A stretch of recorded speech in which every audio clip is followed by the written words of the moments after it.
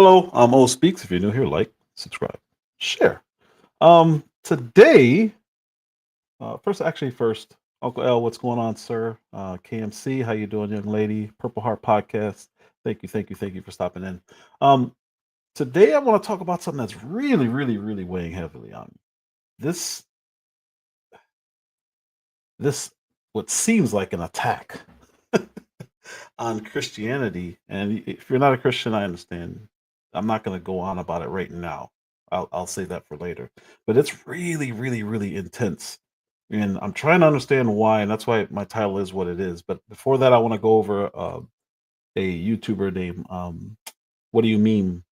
And he usually does Christian content, but he talked about Candace Owens, and he has a video. It's called the dangerous deception behind Candace's method. I want to go over that before I start talking about um, faith. So you guys can tune out if you want, if you're not into that kind of thing. How you doing, Embassy? Um, totally understand. But before we get there, I want to go over this video because it's a very interesting video, and I like him. So I'm not, I disagree with his take, but I'm a really a fan of his. So I wanted to just go over this video and say why I believe he's way off. Um, and I don't want to insult the man and say this is out of his wheelhouse or anything like that, because it's not. Everyone can have an opinion. I'm not that kind of person. So before I do anything, I want to go over that video. There is a new they have some really cool features.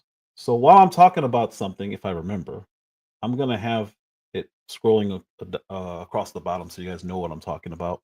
And then they have a QR code thing now, and I want to put that up over there. That's the Cash App. Do you like to support via Cash App? Please do so. Now you can just do it with a QR code. Anyway, let's see. Let's see. Pull it up. Share screen. And I'm still trying to figure out that vertical thing.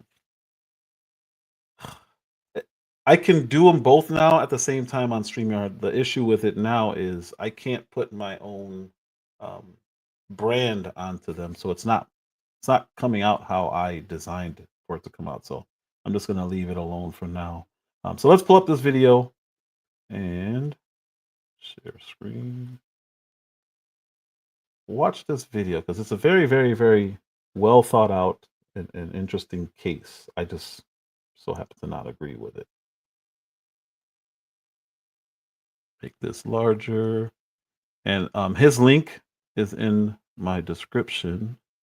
Pull this up. Change the speed. Candace Owens might be one of the most persuasive voices online right now. What she's really doing, whether she knows it or not, is one of the most effective persuasion formulas on the internet. Her videos on Charlie Kirk's assassination have averaged millions of views, and Candace is incredibly good at one thing: making people feel certain without ever proving anything. So I sat through all 36 hours of her investigation so far, every clip, every theory, just to see what's really going on. And what I found were 5 tactics that make Candace Owens not just convincing, but dangerously persuasive. And once you see them, you won't be able to unsee them. Now, obviously, a lot of people feel deceived and gaslit by institutions, and in many cases, rightly so. But that's not the only thing going on here. If you've ever watched one of our episodes, you'll notice it immediately. The odd footage, the timestamps, things that don't line up, the screenshots that don't make sense, and the random people who suddenly seem suspicious. But she doesn't just give you 1 or 2 of these. Every episode, she throws out more than you can count. Nearly 15 in this video alone, sometimes over 20. In fact, I say that this is virtually the entirety of her episodes. She gathers anything that could look suspicious, even if it could be random or unrelated. On 9/4, Akash Patel as far as November and December. Then we have Frank Turek on October 7th. Well, Megyn Kelly. With so many anomalies being introduced every episode, at least a couple of them will strike you as strange. And given the sheer volume of her claims, your ability to think carefully about any of them gets drawn out by the sheer number of them. By the time you start to think critically about one date or rumor or insinuation, she's already moved on to the next. So eventually what happens is you stop paying attention to the quality of the evidence and you're overwhelmed by the quantity, leaving you to conclude that there's just simply too many strange things occurring for there not to be something more going on. This can be thought of as an anomaly overload. It's what happens when a flood of speculation starts to feel like evidence and when the gaps in our knowledge become proof that something sinister is happening. What's going on here? What are Egyptian military subcontractors doing in the middle of Provo, Utah on the day that Charlie Kirk was assassinated. And even though she hasn't proven anything yet, within one episode, you've already moved on from curious to convinced. And all she had to do was to keep asking questions. The crime that you were not allowed to commit, just asking questions. Okay, but her asking questions is exactly what's in question. If you listen closely to her podcast, often she is just asking questions, but in a way where people hear much more than just the question. Sometimes she makes the implications clear, as she did when implying that Donald Trump was involved in Charlie Kirk's assassination. I think it is a circumstance where we just know that he was truly betrayed in one of the most egregious ways that I think I've ever seen. It has made me lose faith in politics. It has made me fully lose faith in Trump. And my heart aches for the fact that he gave so much of his life to Trump into politics. And it just, we're like, nope, that is it. And he serves us or doesn't serve us, and we want to move on. And so here's a holiday. Bro, what is with them giving people a holiday after they kill them? As soon as they give you. So I already have an issue with that. She never implicated Trump had anything to do with his death. She's saying he was a diehard Trump supporter, which he was. He brought a lot. What's going on, Ms. Baker? He brought a lot to the last election. And her issue is nobody else is asking any questions or demanding any answers. And how she referred to Trump is he's not being more assertive on trying to figure out what's going on. He's not being vocal at all. That's what, in no way, shape, or form would she imply that he had anything to do with Charlie Kirk's assassination. So people are looking, and this is really, really interesting. They call her a conspiracy theorist, right? And she is, to an extent. I am too. But because she's a conspiracy theorist, and they look at her as a conspiracy theorist, they then read into everything she says, and they look for conspiracies, which turns them into the conspiracy theorist. They're sitting here saying that she's insinuating. What is she insinuating by that? And then they come up with their own conclusions, which is a conspiracy. Like, that's the definition of conspiracy. Something that's not founded and completely made up and a plot to trick people. So the same thing happened with the whole Erica Kirk thing. She's never, ever, ever implied at all in any way, shape, or form that Erica had anything to do with her husband's assassination, but everyone keeps saying it because what they're doing is they're reading into what she's saying, and they're saying, well, what else could that mean? Okay, you just created a conspiracy. She's never said that. She's actually spoke completely against it several times. I counted at least 4, possibly 5 times, where she has spoken out and said, give her grace, pray for her.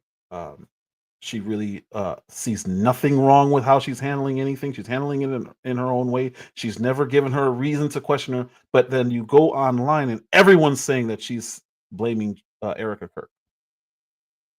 They're creating the conspiracy, and then they spread it, and then it becomes nonstop online. And I'm going to show you guys my timeline. It is insane how much they are calling this woman a conspiracy theorist while creating conspiracies about things that she's said, that she's never said. And they don't even bother to look at it. So what I like about him is he at least said that he's watched all of her stuff, but he's still coming to these conclusions, and it's definitely biased from someone else because she's never said anything about Trump being the person. She said the feds, but the feds are not Trump. Just because he's in charge of the FBI, well, JFK was in charge of the FBI also and the CIA, and what happened to him? Right? So that doesn't mean just because he's the head of the branch, and she says the feds are doing something shady here, that's not the same thing as saying Donald Trump is doing because he's the boss of the feds. That's ridiculous. He wouldn't have been shot. Like, they railroaded his entire first term, yet people are now all in on the CIA and FBI's word in this whole situation. I don't understand it, and especially when it's people on the right. Sorry, let's get back to her. Boulevard and Holiday, they definitely killed you. There's no question. They killed you. But most of the time, she stays just short of an accusation. Her questions are often laced with heavy inflammatory suspicion, framed as innocent curiosity, while implying someone's guilt or their hidden motives. So what was the blue plane doing sitting on the tarmac? That's what makes her question so powerful, because it gives her plausible deniability. If her theory collapses, she was just asking questions. But if it turns out to be true, then of course she was right all along. And that has a powerful effect on her audience. It's the way that she frames the questions that makes her audience hear them as evidence for a conspiracy. So she doesn't need to directly accuse anyone because she sets it up so that way her audience fills in the blanks for her. But Or her critics fill in the blanks for her. And that's the issue. And I'm seeing it almost every day. And I'm like arguing. Well, kind of. I start out with questions, and then people get mad at me, call me a Jew hater, and say I'm a Candace Owens shill or whatever. And then it turns into me trolling them, and then they block me. That's the order of things. That's how it works. I don't troll. I really, really, really, I don't just go in trolling. But you know, if you start insulting me or whatever, it's like, oh, okay, I see. Well, this is what you want to do. This poor lady. The other is it? Uh-oh, the audio's choppy. Let's see what's going on with the audio. It's a conspiracy theory. Somebody's, the mic is correct. The mic is on. I don't know why the audio is choppy. As soon as you said that, I assumed it went to my headphones, which will definitely be choppy, but it's not. The mic is working. I don't know. Hopefully it's better. I just switched it back.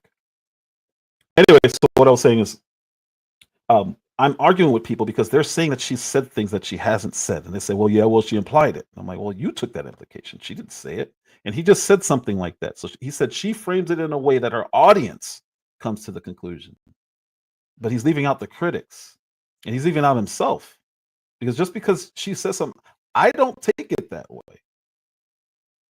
I take things for what it is. For when somebody says something, I take it for what it is. I don't jump to conclusions for her. I take what she says and say, that why was the blue plane or whatever she's asking.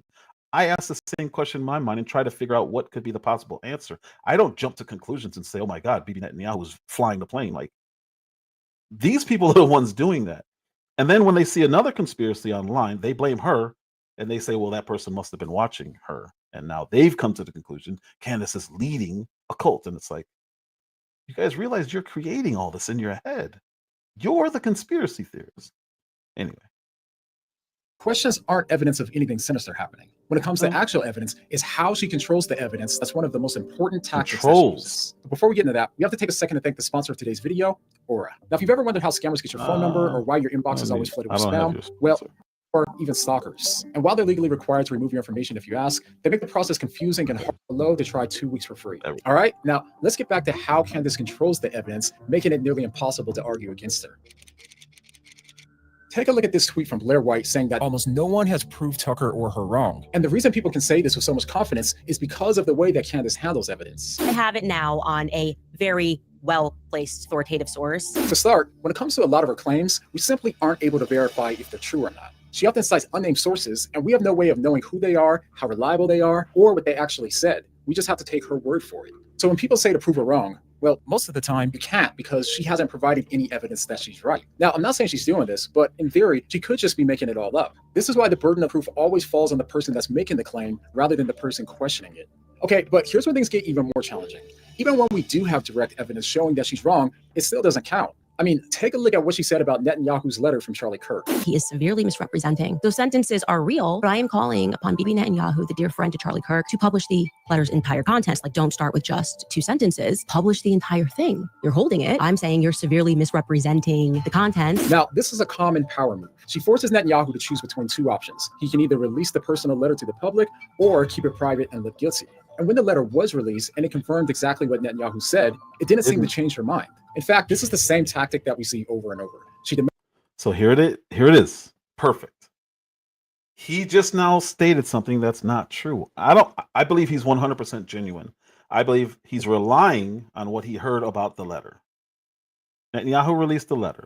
So first of all, the letter essentially said Charlie was a great friend to Israel, and he was a great friend of mine, and whatever he said, he made it more about Israel than about Charlie's death. But when people die, you can say, well, he was just saying, Charlie was a powerful voice for Zionism or whatever. The problem is, in the last few months, I would say 6 months, but we'll just say in the last few weeks, he was not. He actually said he was done with that cause, which is why she said what she said. So the letter said, he's a great friend of mine, and he wrote me a letter that said something about how much he loves Israel and all. He did love Israel. You could still love Israel without loving the government of Israel, and that's where everything falls apart, because what he said did not align with who Charlie was at the end of his life before he was assassinated. Literally days before he was assassinated, he told a group in a group chat that he was done with a pro-Israel cause. Done. He didn't say I was thinking about it or I'm wavering and all this stuff. What's going on? Not worth it. He said he was done. So she challenged Netanyahu. So here's what they don't like. She sets people up, and it works every time. She challenged Netanyahu. She said, I don't believe you. Release the whole letter. She's doing this knowing that Charlie was done with the pro-Israel cause. So everyone ends up calling her crazy, saying she's lying. Then Netanyahu releases the letter. The letter says what it says, but it also expressed concerns. Her point wasn't the letter. Her point was that Netanyahu was lying about where Charlie Kirk was in his life and with the pro-Israel cause. Then she already knew she had the text. That's why she set them up. They're really uncomfortable when she sets people up. That's why they always want her information up front. That's why she literally says, I'm not going to release it until I'm going to release it. Because they started calling her a liar and saying, no, Charlie, one of the claims was Charlie, hold on, I have that one down. One of the big claims was Charlie, where is it? There it is. Charlie Kirk never wavered or blinked in his support for Israel. 100% false. And she provided the receipt, provided a text that they didn't know she had. And it said he was telling a group, a lot of Zionist influencers were in that group. And he told them, they've left me no choice but to leave the Israel cause. He said he was done. They didn't know she had that information. They didn't know she knew it, so they just called her a liar. Then she released it. And then they were all forced to say, okay, well, yeah, that was true. But why is she releasing private text messages? And even Brandon Tatum, God, that guy's the worst. I can't believe I used to like Brandon Tatum. But even him, he's complaining, there's no proof. Charlie was unwavering on Israel. And then she released the text, and he's like, who put the text out? How did she have access to it? I can't believe anyone released private chat messages. You guys shouldn't have screenshot it. It's like, so you're just not going to address the actual contents of what Charlie Kirk said himself? It was verified because people in the group said, yeah, that's real. So instead of Brandon Tatum saying, you know what? I didn't know this. He said, I can't believe somebody took a screenshot. Now Candace Owens has that picture and she's releasing it to everybody, and it should be private. I don't like when people release private messages. Like, okay, dude, what about the fact that she was right? And everyone was calling her a liar. They should be apologizing. Instead, they doubled down and they said, no, okay, it was private messages. I never really like when people release private messages. Now, those same people, Brandon Tatum included, had no issue with Hunter Biden's laptop being released. You know how I know? Because I was one of those people. I don't care if it's a private message. If it's the truth, it's the truth. When Hunter Biden's laptop came out and there's horrific things on there and crime, multiple crimes, felonies, Brandon Tatum was calling for it to be released. Should be public information. Why? It's his. It's private. He's a hypocrite. So she releases this information. Now everyone knows, okay, well, she was right. Yeah, whatever. But she's still a crackpot. And they go right back to calling her names and smearing her. But she was right. So his claim right there is 100% false. And he did it on an assumption that what Netanyahu repeated or released was consistent with reality. And the reality is Charlie Kirk said he was done with the pro-Israel cause. And Netanyahu represented it as if he, what did I say? As if Kirk never wavered or blinked in his support for Israel. Okay, so that's not true. That creates a question of why would he say that? Everyone knows it's not true because the people in that group chat, they knew. They're all the highest people in the Zionist movement who were in there. And they knew that he was not wavering. He was done. He said he was done.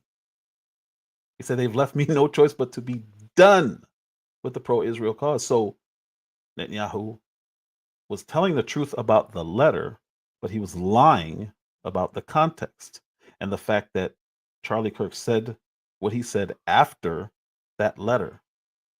So it was a lie by omission. So what this gentleman just said is wrong. And I've had to explain this to people on X, and I'm like, what about the context? As evidence, and if you don't give it, then you're hiding something. But even if you do give it, it doesn't disprove her claim. Instead, she treats the evidence as suspicious or even as more proof of a cover-up. So either way, she wins, and that makes it almost impossible for our audience to recognize when she's been proven wrong. In addition, remember when she said this about Bill Ackman blackmailing Charlie? You're not going to gaslight us and tell us to shut up or call us anti-Semitic for pointing out the fact that Charlie was having a change of heart about the tactics that Israel was using in America, and that he felt when he had left that meeting that he had effectively been blackmailed. But just 3 days later, when Bill Ackman denied it, she said, okay, buddy, I never said you blackmailed Charlie. I asked you if this moment happened. So notice how she shifted the claim. So what Charlie specifically said was he was being morally blackmailed. So if you just take those words, how it was phrased, I could see how you could say, oh, she's lying. But if you watch what Charlie Kirk said, he said he will not be morally blackmailed. That's it. Ackman was one of the people who was threatening to pull money from him. That's not really blackmail. That's saying, if you don't align with what we're saying, you're going to lose funding.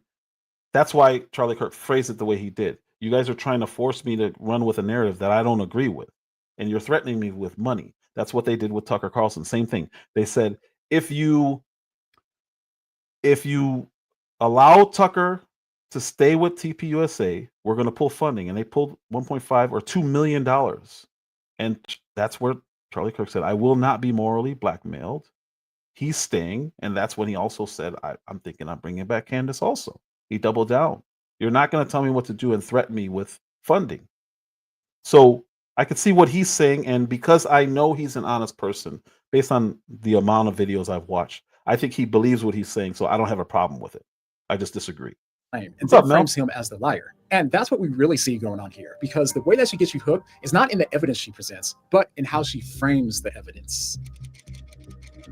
See, at core, humans are emotional beings, and we respond strongest to emotional arguments. And on social media, nothing spreads faster than moral outrage. It gives us a sense of righteous anger, the feeling that we're on the side of good and standing against evil. And this is something that Candace has nearly mastered, because in every episode, she leans into moral outrage, not just about what happened, but about why more people aren't as angry as she is, as she regularly questions anyone that isn't digging into the case the way that she is. We all feel that something is spiritually wrong, and yet these people are trying to tell you that there's nothing to see here. Okay, but if you pay close attention, you notice that she isn't just assuming the very thing that she hasn't proven, that Tyler Robinson wasn't the shooter. She's also treating disagreement with her as a moral test. In her framing, if you disagree with her, you're not just wrong, you're morally wrong, or worse, morally compromised. People are afraid of... Here's what's more interesting about this.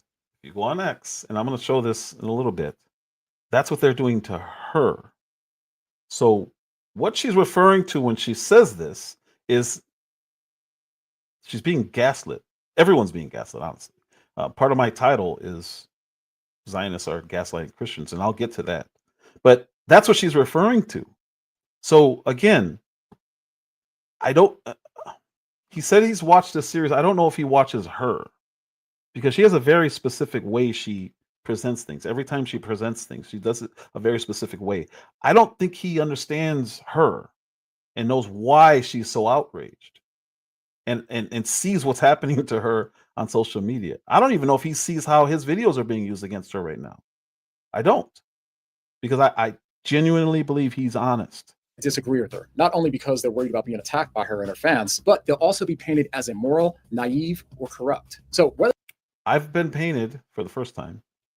I'm going to wear this as a badge of honor, but I've been called an anti-Semite for the first time. I hate Jews because I disagree with Christian Zionism. I was accused of being an anti-Semite. Now, black people we're still going through it, but there's this thing, this black fatigue thing that's real. I believe Zionists need to be very careful because they're going to slip into this territory. One of the things that people hate about our race, I'm speaking to black people right now, is the quickness that we will jump to racism, especially the American black. I'm not going to talk about other countries. American black people are very, very quick to assume racism. Right, wrong, or indifferent, that's what we do. I don't, but that's what our people do. Everything's racist. You get pulled over, it's because you're black. Okay, cool, whatever. When you do that, you annoy everyone else because they're like, well, wait a minute, that's not racism. And you're diminishing the word racism, but worse than that, you're pissing people off.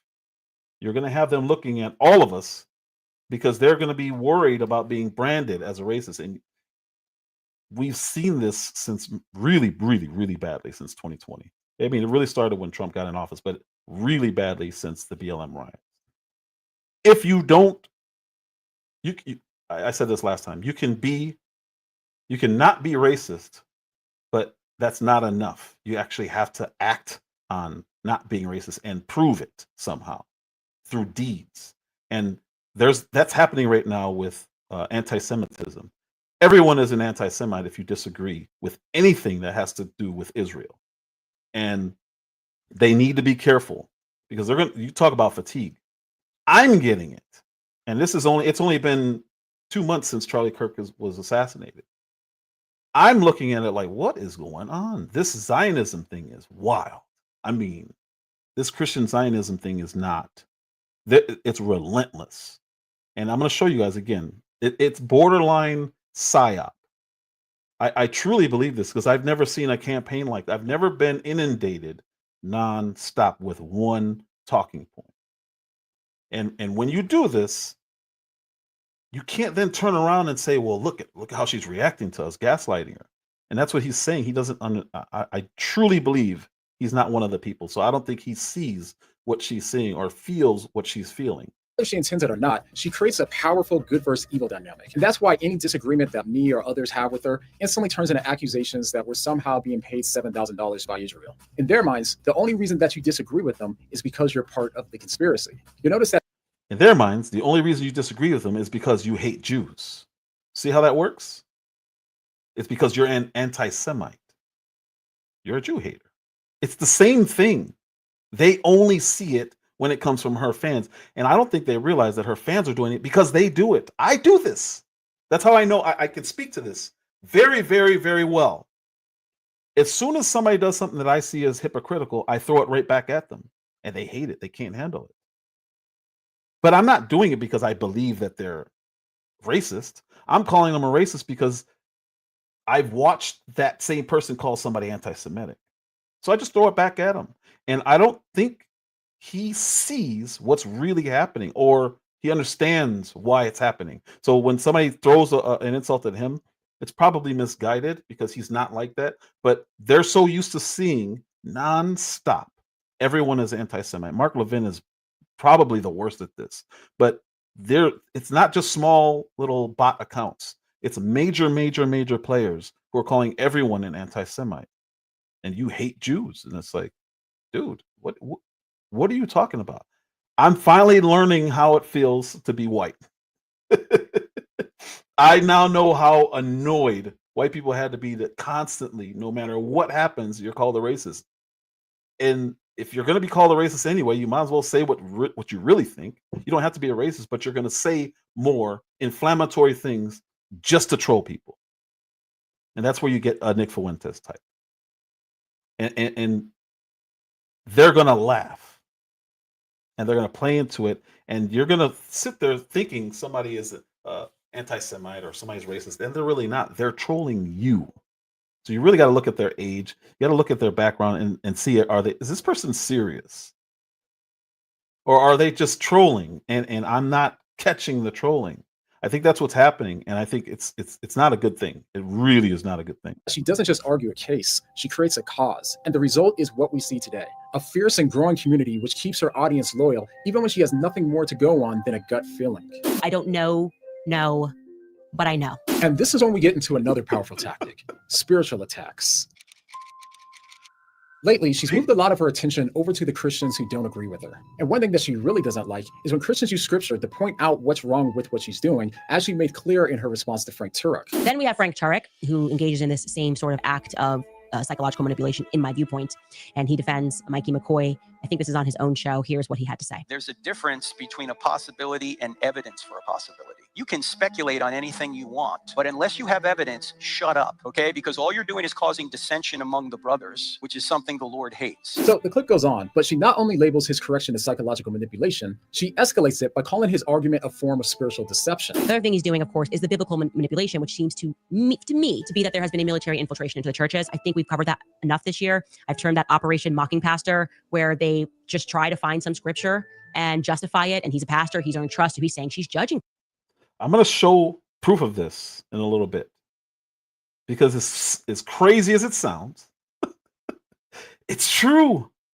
And I think we need to stop with this whole conspiracy theory and then just look at, okay, if Alex Jones is saying something crazy, man, that's Alex Jones, shrug it off.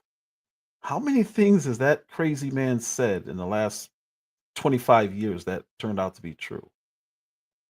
In fact, the only thing that I can think of offhand that he did say was wrong was about Columbine and maybe reptilian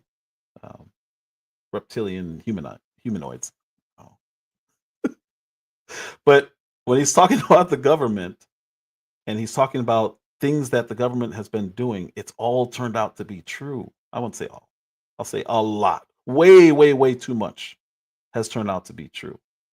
So he's shrugging off what she's saying, and I'm going to show you guys Pastor Rob McCoy, saying some really interesting things. I don't see any other proper word than infiltration. I believe he's Jewish.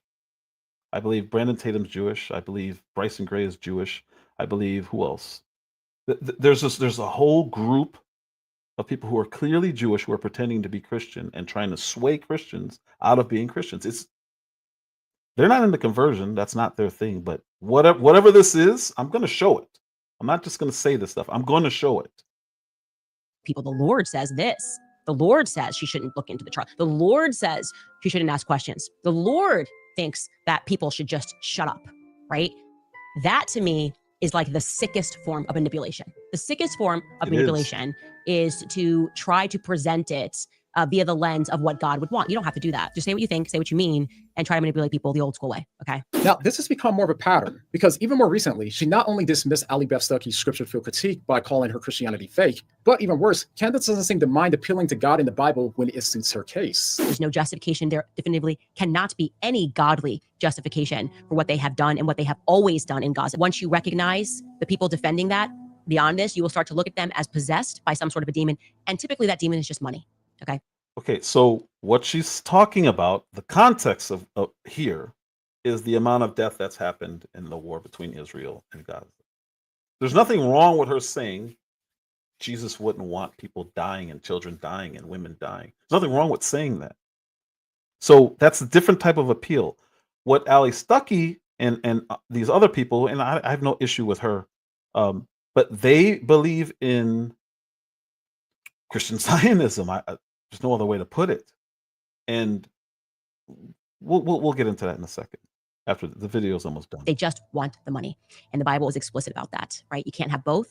And like I said, God's chosen people do not endorse that. In fact, only Satan chosen's people could. So she does seem comfortable using religious language and scripture as a way to give her claims spiritual weight, while discrediting Christians who do the same when they reach different conclusions. And here's where it gets even more concerning. Listen to how she uses spiritual language here. I am begging you all, those of you who go to these mega churches, those of you who are evangelical, who follow these evangelical influencers, you are probably noticing about now that they are mum on the topic of Charlie Kirk. They want to move on. They want to let it be known that it's just a trans shooter. Not one of them is standing up and going, no, no, no, no. I spiritually feel that something is wrong. We all feel that something is spiritually wrong. And yet these people are trying to tell you that there's nothing to see here. That needs to be your wake-up call. So first, he treats her instincts as spiritual signals from God. And second, anyone who doesn't share those instincts is framed as spiritually blind or spiritually compromised. They are asking you to set aside your instinct, your gut instinct, your God instinct. You recognize something is wrong. However, this is ironic given the thousands of comments that people have left on my videos saying that they did trust their spiritual instincts and it led them away from Candace. They felt like something was off in their spirit, and not with the people that she critiques, but in the way that she's been approaching things lately. And by the way, if you felt that too, if you believe that something in your spirit is being unsettled by what she's been doing, go ahead and write it down below in the comments. And not to attack. Okay, those are opinions, and that's okay. They don't agree. There's nothing wrong with that. They can attribute it to it's in their spirit or whatever. They also may be evangelicals who believe that Jews are the chosen people and don't necessarily align with the New Testament and what it says about this topic. What's interesting is he knows what it says. But he, again, this is why I believe he's honest. I don't think he sees everything that's happening. I don't think he sees what her audience is seeing, because we're getting inundated, and we're being targeted. It sounds crazy. I'm saying it out loud, but I'm going to show you what I mean. I promise you, I'm not crazy. I'm not a conspiracy theorist like that. I'm going to show you guys what I'm saying. I'm not just saying it. But just to see how many Christians have been sensing the same thing.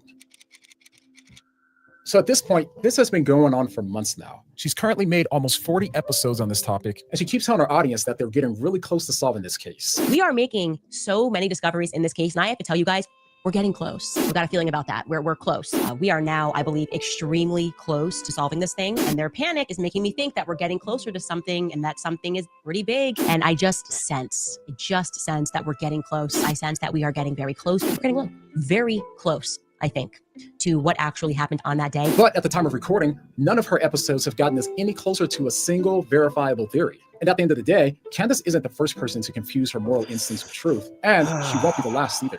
The louder the world gets, the more that people will mistake confidence for credibility and emotion for revelation. But scripture calls us to test every spirit, and we should. We should ask questions, especially of the voices that might feel righteous. And that includes my words just as much as hers or anyone else's. You can ask yourself, where am I letting emotion or outrage replace evidence and truth in my life? Because if we don't learn to recognize those tactics in the voices that we admire, then we'll never be able to recognize them in ourselves. And the moment that we stop testing what we hear is the moment that we stop noticing when we're being led somewhere that isn't grounded in the truth.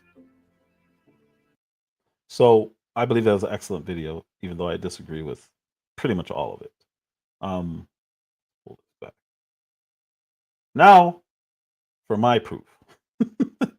So you guys don't think I'm going crazy, or I am crazy, because I believe this is a psyop, and I'm gonna show you why. Let's share this screen now. X. This is my timeline. What's the first thing? Let's see. Share. What's the first thing you see up here? Whoops. Wrong one. Sorry. Jesus is a Jew. Okay. All right. I don't know why he felt the need to put that, but I guess he decided to let everyone know, as if we didn't know that. So Candace is anti-French instead of anti-Jewish now. Well, that's refreshing. Is there a term for hating French people? And so this is my timeline. I want you guys to see this. This is so interesting. Here's another one. This is a rabbi talking about Jews returning to Israel, not a break of international law. He's going to give his scriptures. Posobiec's he's not bad. Here we go. Mark Levin, what a fraud and embarrassment. So Mark Levin, before we go back to my timeline, everybody is anti-Semitic to Mark Levin now. Letitia James. Look at him. He's going back to regular stuff. Looking for one specific one. I'll never forget. I'll never let the world forget how the Gazans kidnapped an 8-month-old baby and strangled him to death. That's not what it's showing. I agree, Muslim brother. All right, so where is the one where he's still calling Tucker Carlson Carlson because he's, again, conspiracy theories. They can do it, but anybody else says you get paid $7,000, you're anti-Semite. But here he is calling. he's a. What this means is that Tucker Carlson is being paid by Qatar or Qatar, however you pronounce that government's name. It's pretty incredible. Where is the one where he called somebody an anti? Here we go. The Jew haters have turned on evangelical Christians, and now Americans of Indian ancestry. I have no doubt they'll circle back against the blacks and Hispanics.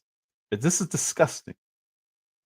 This is Mark Levin. He's at the #1 radio show now. Terrestrial radio isn't what it used to be. I responded to this, I believe. Did I? Maybe not. I essentially told him to leave us out of this. This isn't our fight. Stop trying to bring us in on that. Oh, well, it's not there. But this is, if you look at what I'm looking at, my timeline every day, this is what it is. It's all this.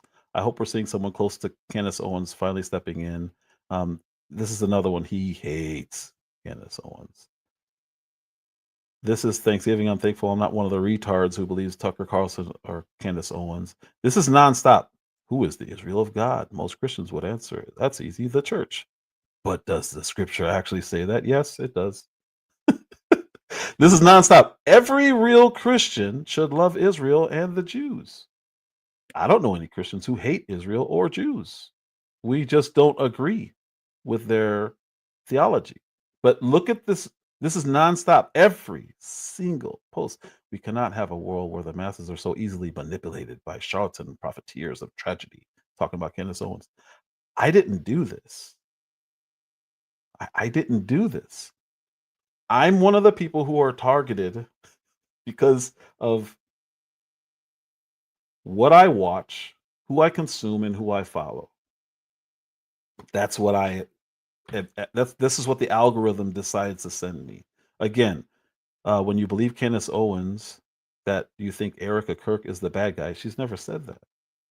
It's nonstop flooding of narratives, and it's all against her and Tucker Carlson. So this last day or two is really, they're going after her because she said she's reported to the Trump administration, to the feds, that she has a credible threat and she knows who it is. So, okay. Instead of waiting to see if there's any truth to it, it says, I'll be off air this week. As an update, both the White House and our counterterrorism agencies have confirmed receipt of what she reported. Emmanuel Macron attempted to organize her assassination per a source close to the first couple.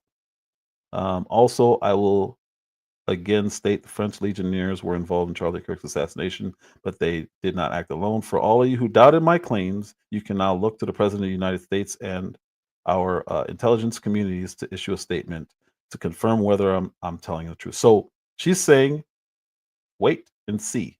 She's not saying it. She's saying, this is what I've done. If you don't believe me, you can now ask the government. That's it. So instead of waiting to ask the government, everyone's calling her. Not even Kanye West, at the peak of his schizophrenic attack, was this insane. Now, if the government does issue a statement saying, yes, there are credible threats on her life, what are they going to do? They're going to shrug it off and act like they don't see that that's true. And again, Ben Shapiro, you guys are seeing, this is what my timeline looks like. It is absolutely insane. It is non-stop. This is why I keep doing this. I because I'm like, what is this? This is clearly a campaign. Christian baptism is a Jewish custom. It's inherited. Like, so they're pushing Christians. You're just one of us. We just reject your God. and it's, I understand it, but I don't understand why nobody else is seeing it. None of these people should be getting suggested to me. I've trolled all of them. Am I a bad person if I'm enjoying Candace Owens in her very public paranoid schizophrenic meltdown? Yeah, you are actually. But this is non-stop Christian, Christian, Christian, Christian, Jew, Jew, Jew, Christian, non-stop. So this is my timeline. What am I supposed to think of this when I see this? What would you think of this if your timeline was like this? That means if you clicked on anything that has to do with Candace Owens or Tucker Carlson, you're going to get flooded with hate of those two people. That's wild to me. And I don't see how anyone can look at that and say, that's normal. That's a normal timeline. It's not. It clearly isn't. There's another one. Oh, Jesus. All right. So again, non-stop promoting of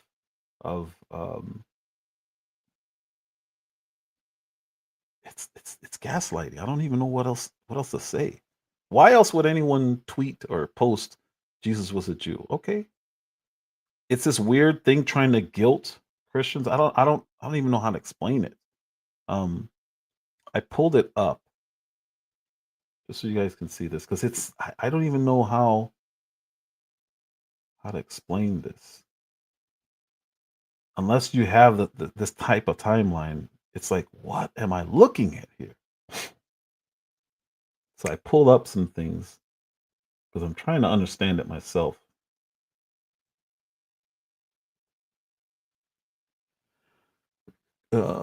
Christianity originated as a sect of Judaism, which Christians know, but it doesn't feel like Jewish people know this, because they're still saying, you guys, I don't even know what it is they're trying to say.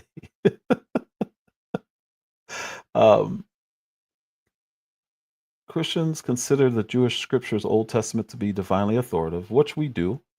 This foundational connection creates a natural bridge for dialogue and mutual support. Okay. As many Christians feel spiritual responsibility to the Jewish people. I don't know why, but okay. A significant segment of Christians, particularly evangelicals, support the modern state of Israel and Jewish people based on their interpretation of biblical prophecy and covenants. They believe that those who bless Israel will be blessed, and that Jewish people living in Israel are a necessary precursor for the coming of Christ. Cool. I'm okay with them believing whatever it is they want to believe. This is where I have an issue. The Holocaust and a long history of Christian anti-Semitism have led many Christians to feel a moral obligation to support and protect the Jewish community today. Jewish organizations seek allies to condemn hatred and show compassion in times of need. It is like this thing where you're being forced to feel guilty because they went through what they went through. And I find that fascinating, because I didn't do anything. And I now know that this is how white people feel. Like, I'm not racist. I wasn't a slave owner. It's all making sense to me now. I already knew it, but it's making more sense to me because I can actually now empathize. Like, wow, this is what they went through. Look at this guy. Oh my God. I'm not even gonna. Jew haters are full of the devil. You have to love Israel. You have to love Jews. This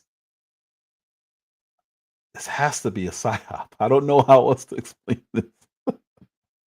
I don't know how else to describe what I'm being shown. And I'm looking at it and I'm wondering, how many people just fall for this?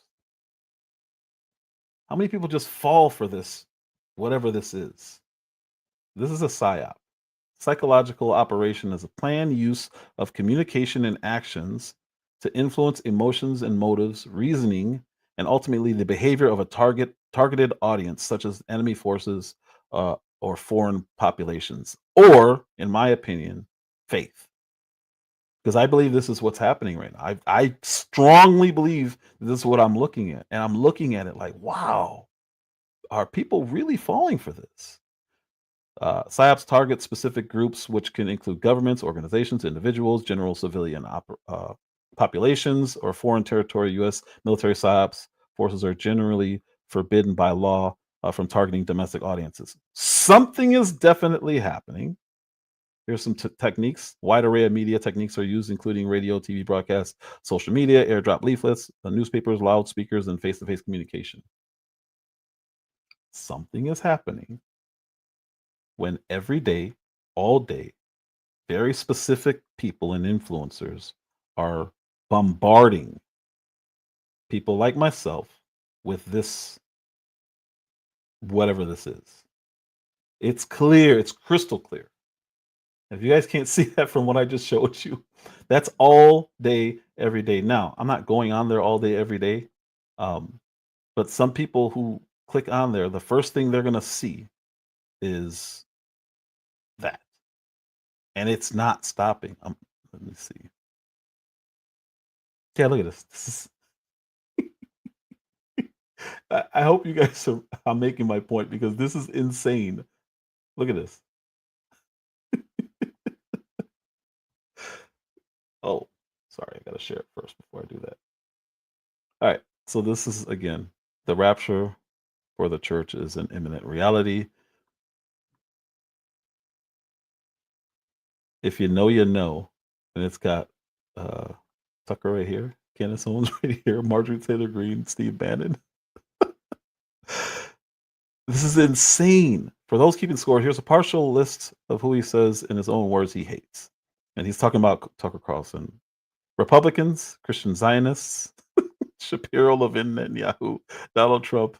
This is Ted Cruz. This is a sitting senator. And he's up there bashing Tucker Carlson, and they're trying to frame this person as a hateful person who's not a hateful person. Here we go.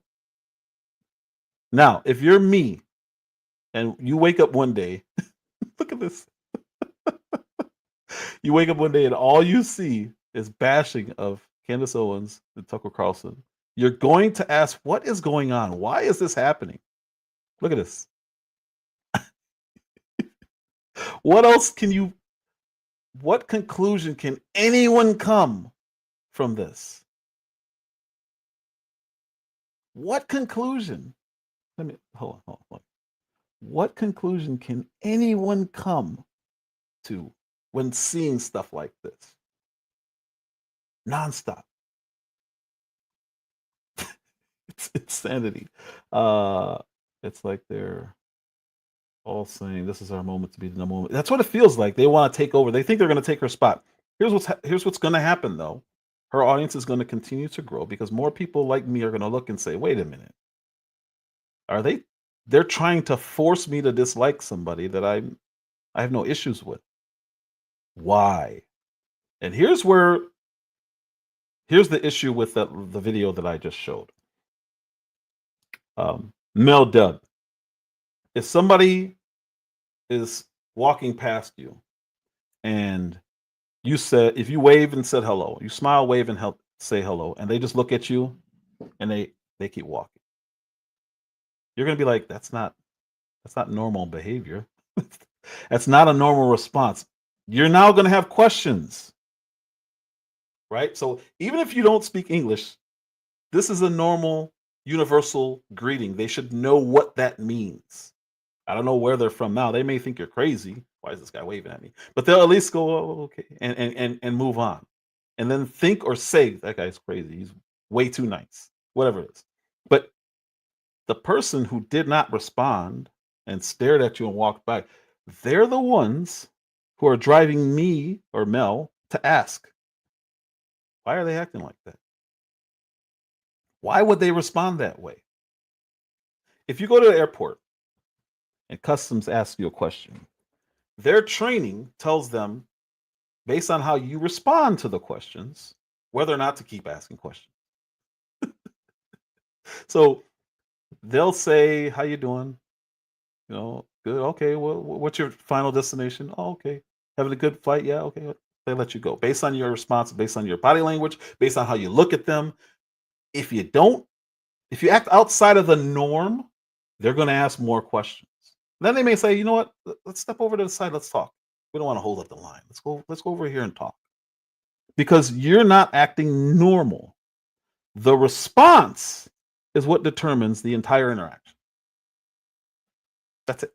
The response. It's not the person asking the questions. And what they're trying to do is say, why is she asking so many questions?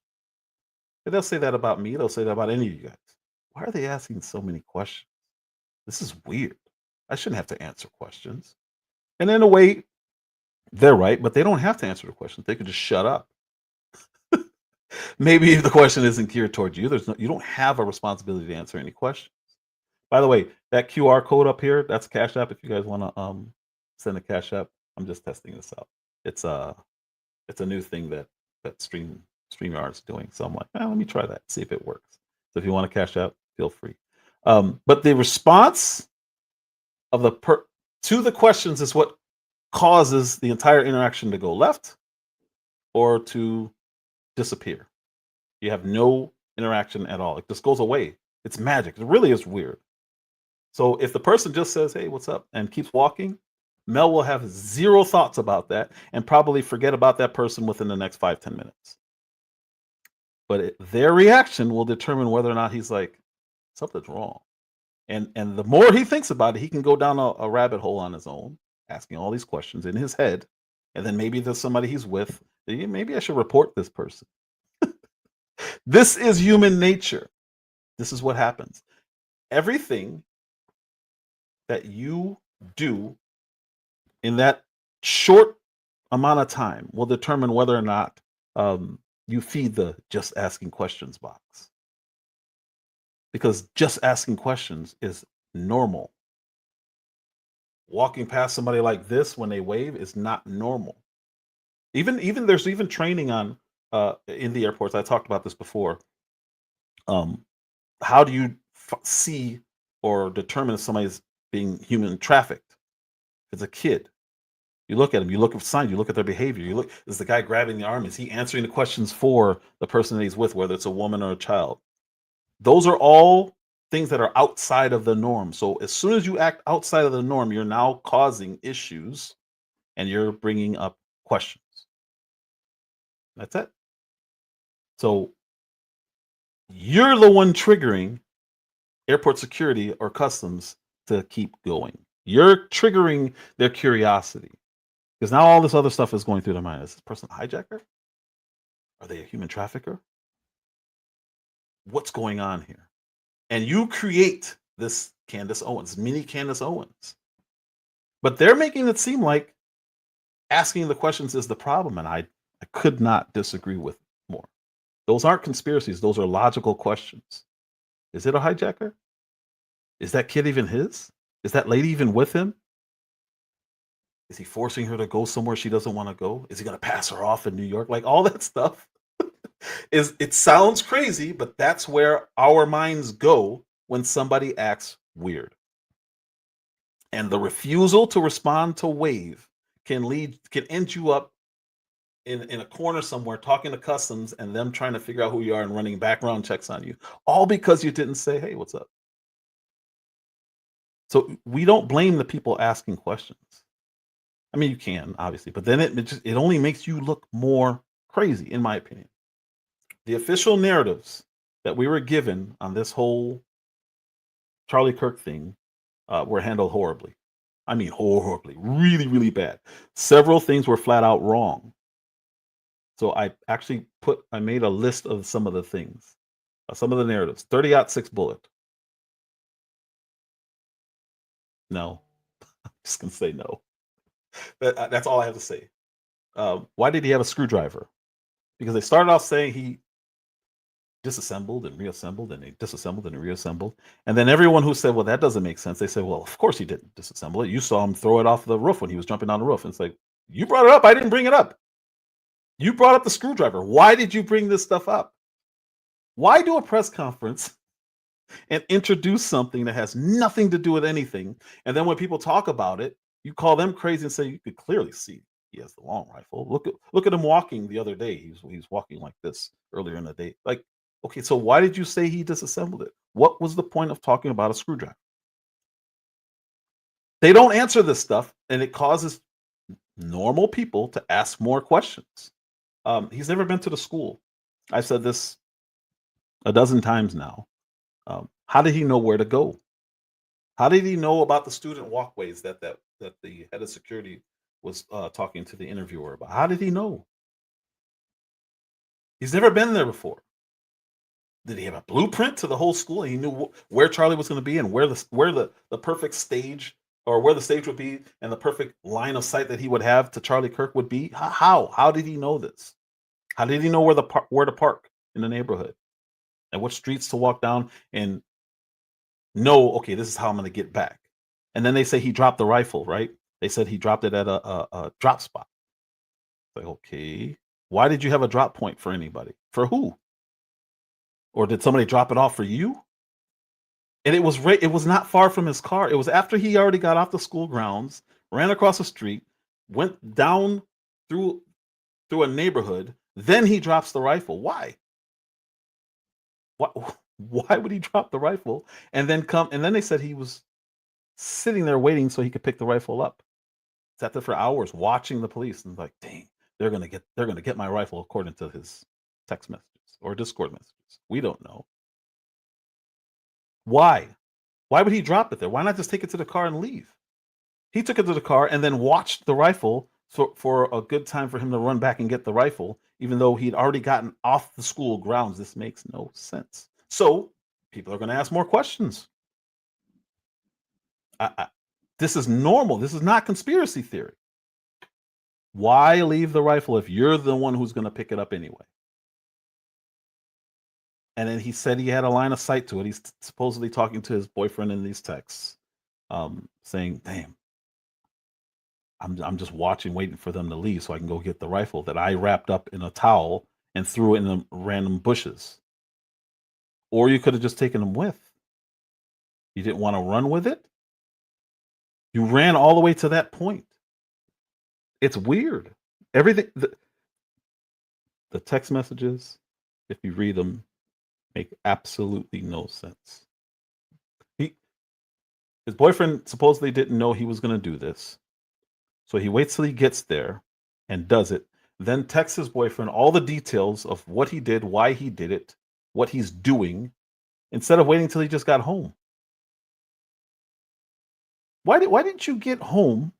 Why not wait till he gets home and explain this to the boyfriend? Why explain every single detail of your heinous crime of the generation? Why break it all down in text messages or Discord? We don't know. Why would you do that? You can't wait till you get home? And oh, it's my grandpa's rifle. It's got no serial number on it. He's gonna be mad if I don't get it back to him. Like all these weird details that he left that had absolutely no reason to be text. Unless you're setting up a timeline for your crime. It doesn't make sense. Who is the trans boyfriend? They just act like, oh, he's cooperating. Who is he?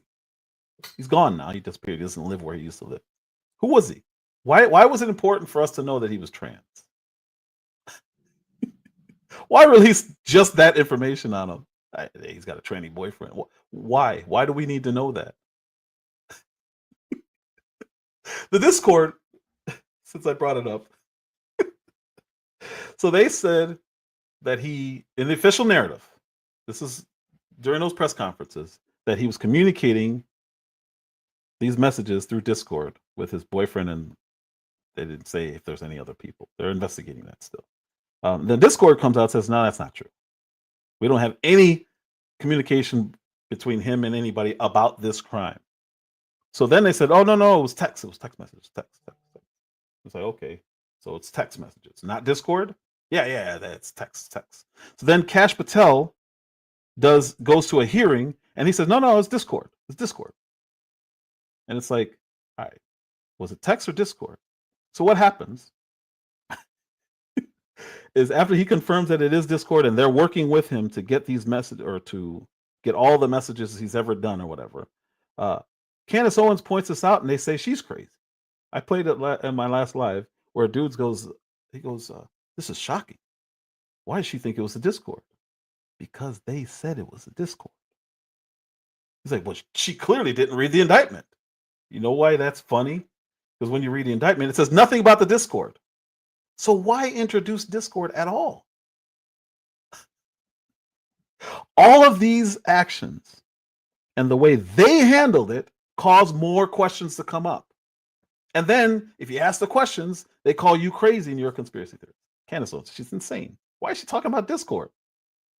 That's been disproven for 2 weeks. Okay, it hasn't been disproven because Cash Patel went and then reaffirmed the original lie that they told. It has to be a lie because they change it and it's not mentioned anywhere in their indictment. Whose fault is that? Whose fault is that? What's up, Andre? It's not the person asking the question. It is the person who refused to wave and smile when they walk past. That's all you had to do. But as soon as you introduce things that are either wrong or lies, you're going to get questions. It has to happen. It's what people do. It's an anomaly. You have to point out why is that? I don't understand that. I don't. Why would he just? Why bring up Discord at all if it's not true? It's not. Then you don't even bring it up in the indictment. Why? Why would they bring it up? I don't understand. Now you're looking at the person who brought it up, and now you're a conspiracy theorist because you're asking, "Hey, dude, why'd you say that? What made you say that?" And they never came out and corrected it. If in the next press conference he came out and said, "You know what? I had bad information and I brought up Discord. I should not have brought up Discord. Discord is denying anything's there. This is a moving investigation, active investigation, and things change. Okay, it's fluid. It was a mistake. Cool, we're good." He never did that. They never did that. Cash Patel doubled down in a congressional hearing and said, yeah, it was all Discord. It's like, all right, dude, which one is it? Because you guys are calling somebody crazy online for repeating what you said. So who's the crazy one? I don't know. The pictures that they released. No clear pictures. They say they have all this. They say they have very clear 4K footage. Everything's perfect. Then why not release that when you're doing the manhunt? Why wait till after you catch your guy? Because they gave us blurry pictures. You couldn't see anything. But they have everything in 4K. Why not release it? You're trying to find this person. So you find the worst possible photos, stills from the videos. Instead of just releasing the video that's clear, you say it's clear. Say it's 2K or 4K. We have everything. We have him going to the destination, firing, coming back. Then why not show us? Why would you do that? It doesn't line up with anything we've ever had happen, ever. If you have a manhunt, you're trying to find a person. You have O Speaks picture. So you're going to find the worst possible picture of O Speaks to post and say, this is the guy we're looking for. You might as well have done a sketch. You might as well. And what I don't understand is why they don't understand why this leads to issues. You're going to get people asking more questions because what you're saying does not make sense. That's it. And the guy screaming that he did it and his pants falling down and him yelling, shoot me, I did it. And it's like, why would anyone? Why would their first reaction be, I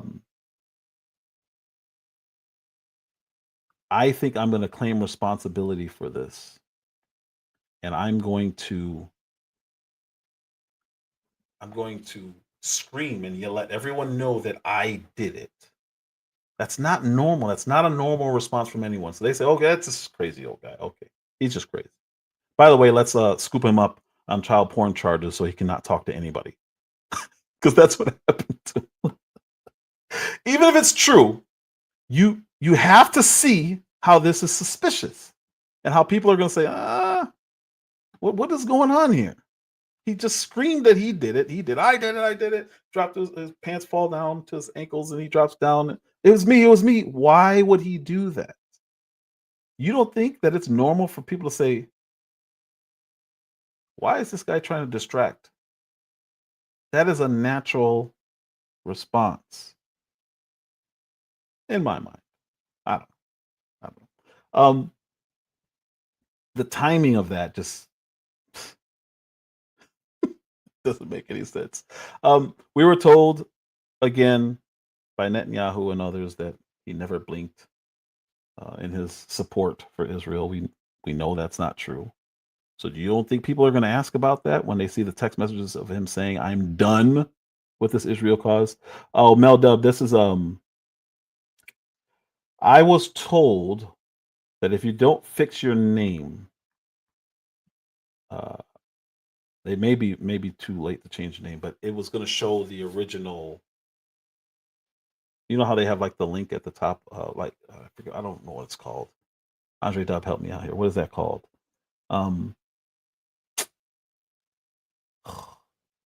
There's a screen name and then there's the link name. Maybe, I don't know. I'm not a computer guy, clearly. So in a lot of chats, you'll see the link name or the actual name, not the person's screen name, not what they want to be called. So if Mel Dub wasn't available and it was Mel Dub 1, 2, 3, 4, 5, 6, 7, 8, 9, 10, you are allowed after time to change your name to the Mel Dub, but it's still up under the link or hyperlink of Mel Dub 1, 2, 3, 4, 5, 6, 7, 8, 9, something like that. I don't know. But YouTube's not showing the screen names in every chat. Sometimes it does, sometimes it doesn't. I don't know why it's doing that weird thing now. I don't know. I still have your screenshot, spare me your angst, and I'm going to look at it. I still have not looked at that, but I'm definitely going to look at that. Definitely. Mel said Ben Shapiro and his people are trying their best to marginalize her to a racial trope. That's why so many Black Republicans are taking up the mantle. Interesting. She's asking questions outside their comfort zone because it's not based on race but real perception. Yeah. Then they immediately turn it into anti-Semitism. That's the part that I'm like, huh. That's why I said earlier, now I know what white people feel like when they get called racist and they weren't even thinking about it because it just comes out of nowhere. What other anomalies happened? Or not anomalies, but what other things that were said that just aren't true? Mikey McCoy. He said he called his dad first, but then he also said that he called Erica first because Charlie ingrained in them the first thing that he's got to do if he gets shot is to call his wife. Then why didn't you call her? He called his father first. His father says that he had blood all over him. Then we found out that's not true, and you could see it on the video. He immediately left. Then there was that guy Fairman or Farewell or whatever his name is. I don't know his name, but he immediately removed the SD cards. Okay, he didn't want them to get stolen. That's fine. But then, like, they removed the cameras. They're moving the chairs. It's like, is this a crime scene or is this not a crime scene? He's moving chairs. He's moving equipment. He's taking down. It's like, shouldn't a detective be doing this? Shouldn't the police be doing this? Why is this random guy, just because he works for TPUSA, why is he pulling down the camera? Why is he using the chair that Charlie was sitting on to step on it to go up? Like, weird. This is not normal. This is going to cause questions. It has to. Why wouldn't it? Alex Clark, what's that chick? She's the one who said that Ben Shapiro and Charlie Kirk were friends, or I don't know if she said they were friends. I believe she said there's no bad blood. Whatever it was, not true. It was false. It's false. They never got along. Their relationship was contentious the whole time since Charlie Kirk became known, and since the inception of TPUSA, he's not gotten along with Ben Shapiro. They don't like each other. And people were saying, well, yeah, he was a guest on the show. That's what Charlie Kirk did. He brought people to the show that he disagreed with, and then they spoke out. They agree on a lot of things, and then they disagree on some things. That's what he does. That's what he did. So it's interesting watching Alex Clark just lie. And then when Candace Owens again brings out the text message, oh, those are 8 years old. Okay, but you don't recover from those things. You don't just all of a sudden like the guy. You have now proof that they don't like each other, and you just, that's old. Why is she sharing all these private messages? But you ask for proof. It's it's interesting. It really is interesting. But that's why I believe the Brandon Tatums are sent. I think they were paid and given opportunity to make this a Black Republican fight. Maybe that April, I forgot her name. She's nasty, man. She's nasty. The stuff she says, April Chapman. Jeez, I'm looking like, why does she hate? Like, this is legitimate hate. Like, accusing her of wanting to be Erica and wanting to be the wife and all this stuff. That's just nasty, and I don't understand the point of it. What Tatum's doing though is he's just spreading Judaism, which, again, I don't care if you're Jewish. Stop saying you're Christian. You're not. You're not. He doesn't even believe Jesus is God, which, again, everything he says is not who he says he is. So I look at it, I get curious with him too. Like, what are you doing? What is this? It's weird. Pastor Rob McCoy. Let me pull up this video. Actually, no, let's talk about Pastor Rob McCoy. I don't believe he's Christian. I believe he's Jewish, and I believe he's infiltrated. And you guys are going to hear why I'm saying what I'm saying. Because I'm going to play parts of one of his sermons. It's weird. It's not normal. But I can see why Candace Owens will say, I have a gut feeling about this guy. And when you hear him, you're going to say, what is wrong with this dude? She is just perceptive enough to see all these anomalies and point them out. So where the other guy was saying that it's anomaly overload, okay, to you. To me, I'm just seeing a lot of things, and it's like, it's not overload. I pick out what I think is important. If there's something that she says that I don't think is important, I just ignore it. I'm not a drone. I don't do things that I'm ordered to do or say. I'm perfectly capable of taking the information in and saying, that one's interesting. That one, I can explain that. And in my head, I'll explain it and move on. They're acting as if people can't do that. And it feels like a precursor to restrictions on speech, but I'm not willing to say that yet. It's weird. But when she talks about her gut feeling in these breakdowns, it's because of people like Rob McCoy, and I'm going to show you. This is a video from Ian Carroll, and I took out almost all of his commentary because I really want you guys to hear just what Pastor Rob is saying and why I don't believe he's a Christian at all. Let's see, and I'm more interested in what he says. Video file. Ian Carroll. All right. Yeah, so I'm more interested in what he's saying because he's going to give some scripture, and I'm like, it's we'll see. You'll see why I said what I said earlier and why I'm sticking to. I agree with her when she's talking about infiltration. But yeah, he played some of this video. The problem is Pastor McCoy either put it on private or deleted it because it's not available anymore. So I had to use Ian Carroll's commentary over it, and so it's going to look skippy, but I don't skip anything that McCoy says, and if I do, it's because Ian Carroll skipped it. So I'm going to play it straight through. But it really caught my interest because he says some interesting things from the pulpit. My son was covered in blood. My son's a hero. He took charge like a general. He said all this during a sermon. And that's weird to me because what does this have? Why are you at the pulpit praising your son the way you're doing in a message that had nothing to do with your son? He's got an interesting way of preaching, and some pastors are different. I get it.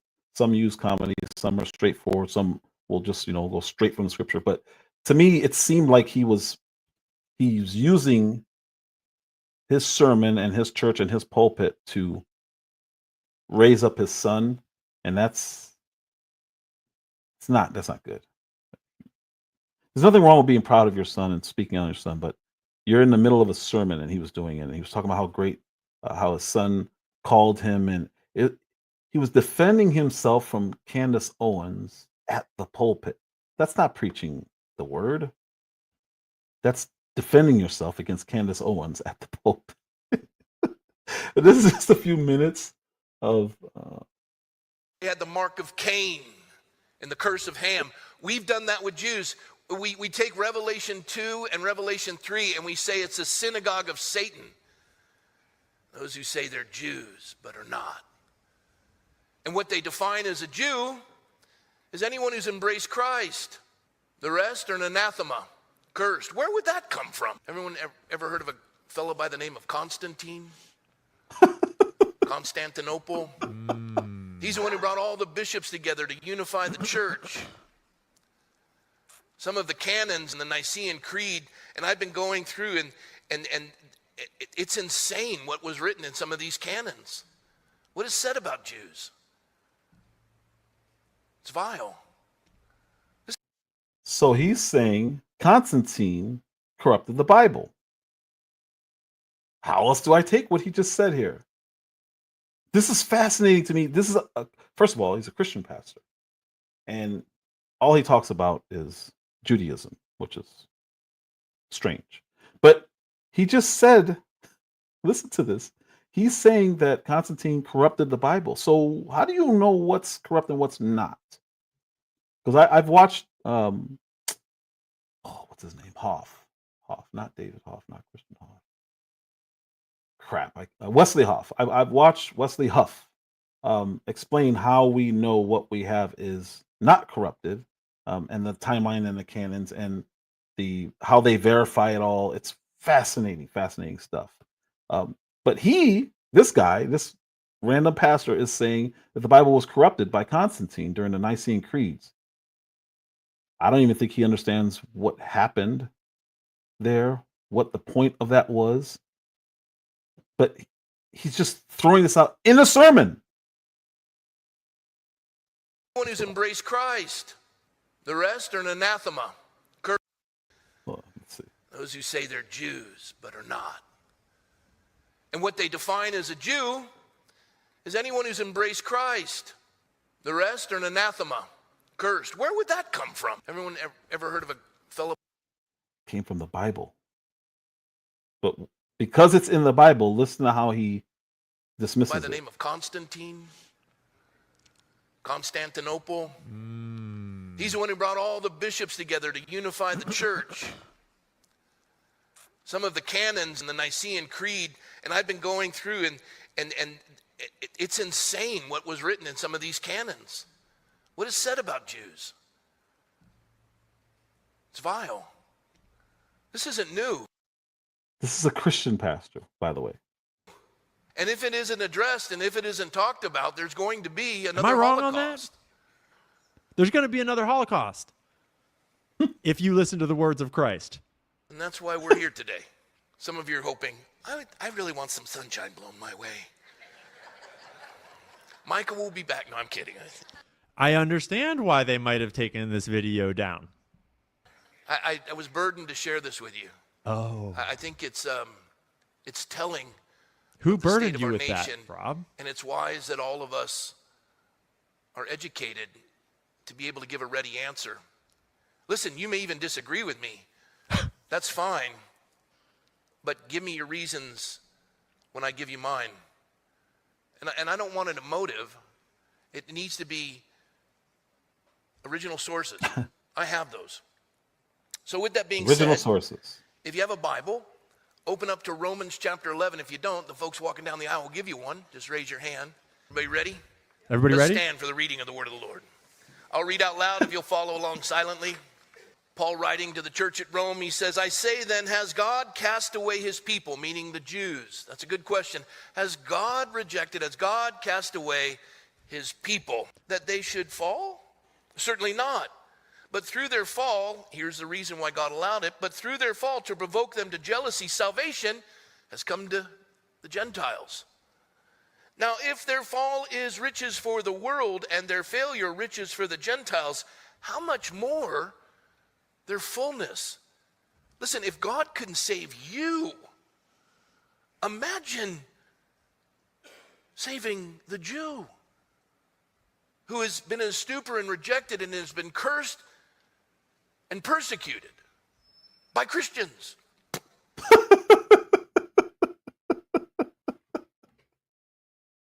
Do you hear what this man is saying? This is a Christian pastor. He's talking about the Jews being persecuted by Christians. God cast away his people that they should fall? Certainly not. But through their fall, here's the reason why God allowed it, but through their fall to provoke them to jealousy, salvation has come to the Gentiles. Now, if their fall is riches for the world and their failure riches for the Gentiles, how much more their fullness? Listen, if God can save you, imagine saving the Jew who has been in a stupor and rejected and has been cursed and persecuted by Christians. For if the first fruit is holy, meaning the church, all the original members of the church, that's the first fruit. They were all Jewish. And you can do your best to rewrite it, but you're just listening to somebody else's commentary because you haven't gone to the sources. You have been indoctrinated, not educated. And you buy it because you hate. You're tired of being on the low end of the totem pole. Study to show yourself approved unto God. A workman who need not be ashamed, rightly dividing the word of truth. Curb your anger and hatred, and let the word speak to your heart and soften you. Again, this is not in the Bible. For if the first fruit is holy, the Now lump it is is. also holy, and if the root is holy, so are the branches. And if some of the branches were broken off, and you, being a wild olive tree, were grafted in among them, and with them became a partaker of the root and fatness of the olive tree, do not boast against the branches. But if you do boast, remember that you do not support the root, but the root supports you. That bothers replacement theologians, that Christianity can't exist without the Jew. They're the root. We're grafted. We're branches. So he's shifting in and out between Christian and Judaism. Why would that bother anybody? Where is he getting this stuff? Theologians, that Christianity can't exist without the Jew. No one said that. They're the root. We're grafted. We're branches. That infuriates because you want to hate. Yeah. Everyone knows Jesus Christ was Jewish. I don't know why he's saying we want to hate Jews. I don't know where this is coming from. But this is not a Christian sermon. I don't know what this is. He's reading scripture and then he's throwing in his own stuff, which is fine, but he doesn't separate when he's doing that. That's a problem. Because you want to hate. We literally wake up every day and choose hate. It's crazy. Suddenly it all makes sense. I get it now. Some of you in here say, I'm a Christian. I was raised in the church. Being born in a church doesn't make you a Christian anymore. Being born in a church doesn't make you a Christian any more than being born in a garage makes you a car. I mean, it's a clever line, Rob, but it makes me wonder, when did Rob McCoy become a Christian? Okay, so that's a Christian pastor preaching about the importance of Judaism. And I just I put this up because this is important. And I warned you guys earlier. So in Jesus Christ, you are all children of God through faith. All children of God through faith. For all of you who are baptized into Christ have clothed yourselves with Christ. There is neither Jew nor Gentile, slave nor free. Nor is there male or female, for you are all one in Jesus Christ. If you belong to Christ, then you are Abraham's seed and heirs according to the promise. What was a promise? What we talked about earlier and what they keep alluding to, being the chosen people. You have to accept Christ according to the New Testament. You have to accept Christ to be part of this kingdom, the kingdom. Matthew 21:42. Jesus saith unto them, did ye never read the scriptures? The stone which the builders rejected, the same is become the head of the corner. This is the Lord's doing, and it is marvelous in our eyes. Sorry, this is the important part here. Therefore I say unto you, the kingdom of God shall be taken from you and given to a nation bringing forth the fruits thereof. Taken from you. And whosoever shall fall on this stone shall be broken, but on whomsoever it shall fall, it will grind them to powder. So, well, this next passage will make it clearer. Oh no, that was it. You said they had the. I had to take that off. They lost. I should have put that other scripture. I thought I put the other scripture in. That sucks. The bottom line is the only way is through Christ, and the people who rejected Christ had that kingdom taken away from them. That's what it's saying here. So I struggle to understand why they keep saying Jewish people are chosen people, whatever, because there are other passages which say who the real Jews are, who the true Jews are, which I put in there. Abraham's seed are Christians, according to the promise. You have to go through Jesus Christ. It's the only way. There is no other way. So there is room for redemption, but they're still going to have to at some point accept Jesus Christ. And because they don't do it means that they are the ones in bondage. They're cast out until they come back to Jesus. So it's a weird psyop. That's all I can refer to it as, to where they're convincing Jews to essentially shrug off their own Christianity. Because I don't know what that is. Christian Zionists apparently believe that Israel will accept Christ. When? It's not likely. Not all Jews are religious, and there are many different Jewish sects. That's true. But Judaism and the Jews that we know of, I hear there are Jews who believe in. I don't know if they believe in the divinity of Christ. They believe in Jesus. I don't know how that works.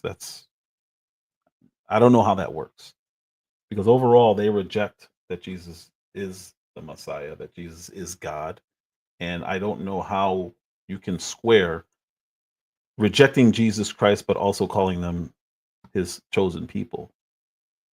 They have to accept him. So it's guys like Rob McCoy don't seem Christian at all. You hear him saying that the Bible was corrupted, that Constantine inserted things. I don't know where he got that from, why he's saying that. That's actually a Muslim talking point. That's how they square the contradictions, because they're supposed to verify their Quran against the scriptures that they had. They call it the Injil. They're supposed to verify it, and that's how they know that the Quran is correct. So when there are things in the Quran that contradict what the Bible says, they say, oh, that's because it was corrupted. They just shrug it off like that and say, oh, okay, so how do you know what wasn't corrupted? Well, that's what the Quran says. It's there to correct everything. So, okay, all right, I see what we're doing here. So in your book, it says you have to verify it according to our book. But then when it's wrong, you don't say, oh, wow, then that just debunked my whole book. You say, yeah, it's corrupted. And that's essentially what Rob McCoy was just doing. He was saying, Constantine put that in there. That's not real. But there are more than one passage that says that. And that's where we are. If you're new here, like, subscribe, share. Anybody want to hit the link? You have any opinions on any of this stuff? When she said that she believes that those military pastors infiltrated the church, that's what she's referring to. They're teaching something, and I don't know where it's coming from. That guy's literally, he was Charlie Kirk's pastor, but Charlie did start going to mass. He stopped. I don't want to say he stopped, because I don't know if he stopped, but I know he was regularly going to mass. And I can see why. If you hear a pastor say something like that, and you're a Christian and you hear pastor saying that the Bible is corrupted, it's like, all right. I thought we're supposed to be going by this book. How do you know what was and what wasn't corrupt?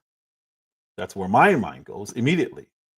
Again, going back to the just asking questions, I immediately go to, if this is true, and then I have a whole line of questions that I can ask. But why is that a sermon in a Christian church? All this guy does is push Jewish beliefs. And if you say, well, wait a minute, I'm Christian, how does that align with me? You're anti-Semitic.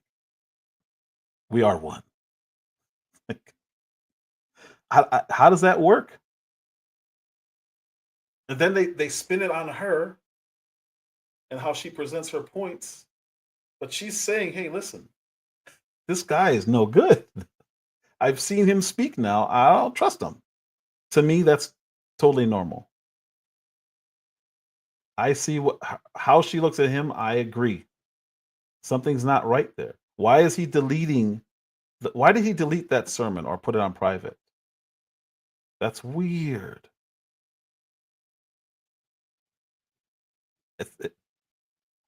This is where I am. And combine that with this,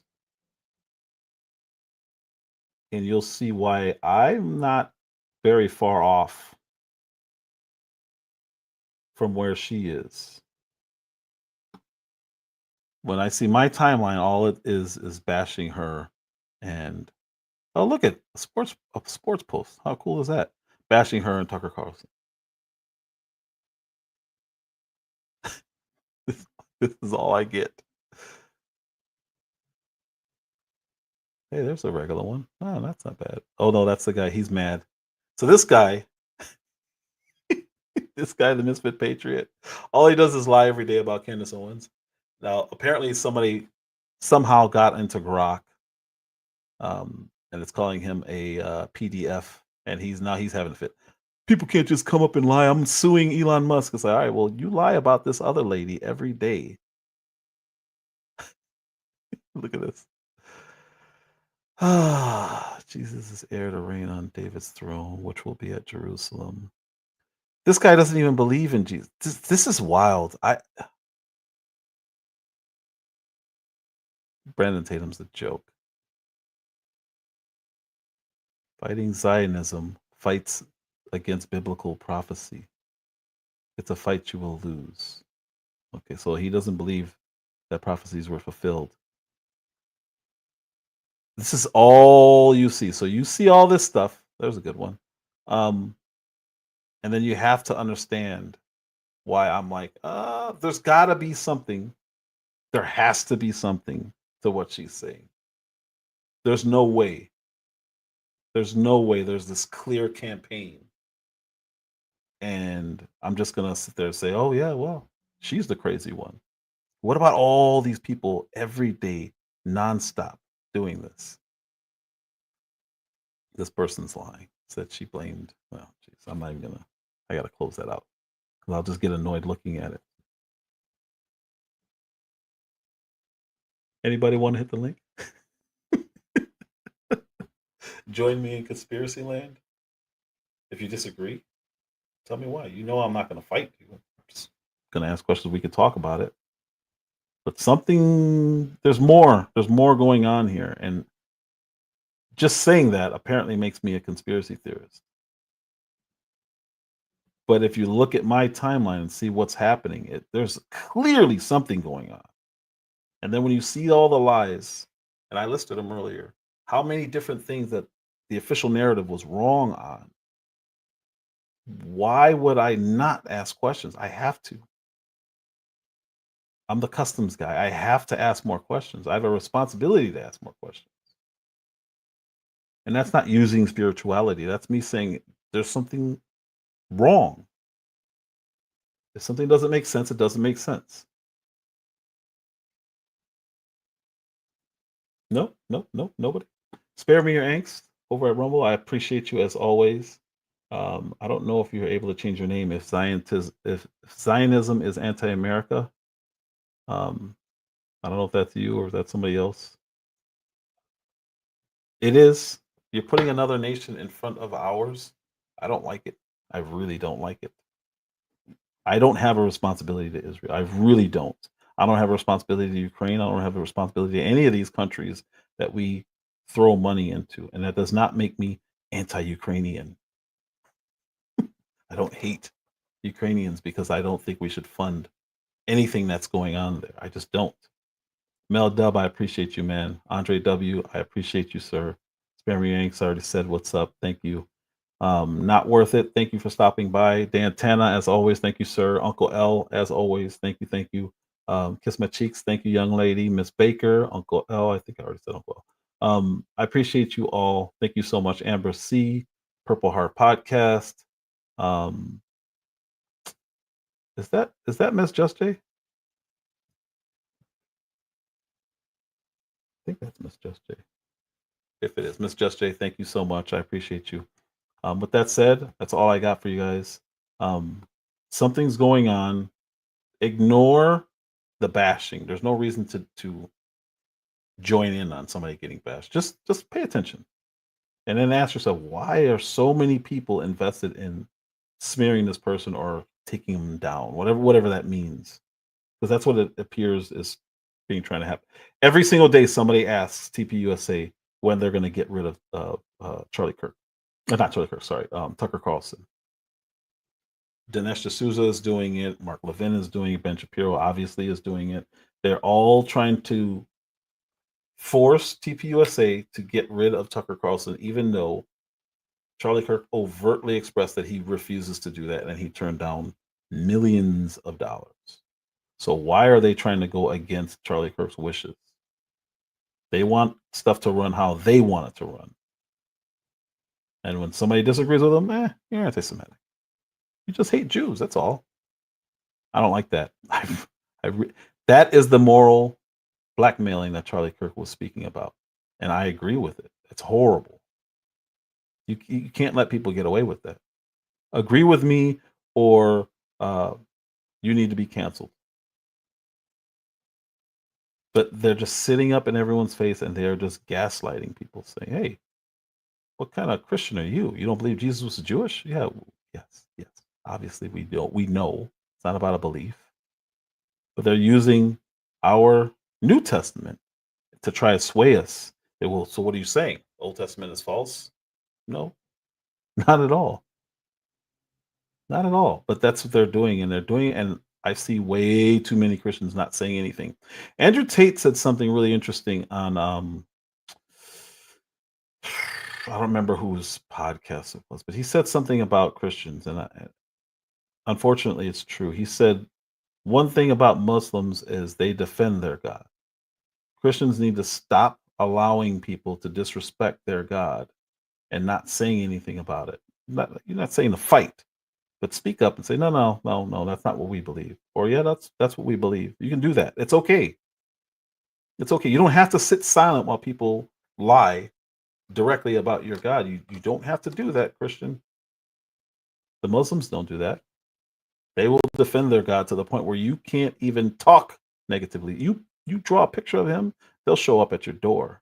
Now, I'm not saying to do that, but I'm saying stop being weak. It's okay. There's a thing called apologetics. You can make your point respectfully, but you got to say something. When you have a pastor saying that red letter stuff in the Bible is a lie, you have a duty to call that out. You can't just let that slide. You can't let somebody say that red letter stuff in the Bible, which is the word of Jesus Christ himself. You can't, that's quotations. You can't let some pastor say that Constantine inserted that to bash Jews. Jesus was Jewish. No one was bashing Jews. They were bashing behaviors of specific people and specific groups. I'm Mo Speaks. If you're new here, like, subscribe, share. That QR code is CashApp. I thought it was cool. I just like, I can make my own QR code. Cool. So I had to do it. Next week it'll probably be the link to hit the screen if anybody wants to hit the screen. With that said, I appreciate you all again. Thank you. Love you.